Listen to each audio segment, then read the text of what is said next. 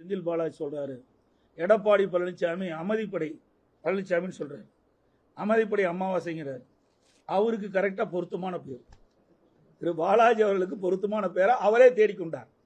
5 கட்சிக்கு கட்சி மாறியவர் தான் இந்த செந்தில் பாலாஜி. ஒரு கட்சி இல்லை, 5 கட்சிக்கு போய் இப்ப திமுகவுக்கு வந்திருக்கிறாரு. அடுத்து எந்த கட்சிக்கு போவாருன்னு தெரியல.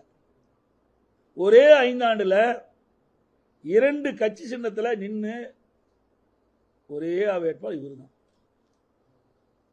ஒரே 5 ஆண்டுல 2 முறை 2 ரெட்டாளியில் நின்றார், திமுகவில் நின்றார். அப்படி பெருமைக்குரிய மனிதர் தான் பேசியிருக்கார்.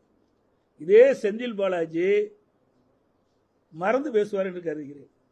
மாண்பு அம்மா இருக்கின்ற பொழுது ஒரு அமைச்சராக இருந்த பொழுது சட்டமன்றத்தில் மறைந்த திமுக தலைவர் திரு கருணாநிதி பற்றியும் அந்த கட்சி பற்றியும் அந்த கட்சியில் இருக்கிற முக்கிய நிர்வாகிகளை பற்றி என்னென்னலாம் சட்டமன்றத்தில் பேசுகிறார் என்று சபை குறிப்பில் இருக்கிறத நீக்கவே முடியாது.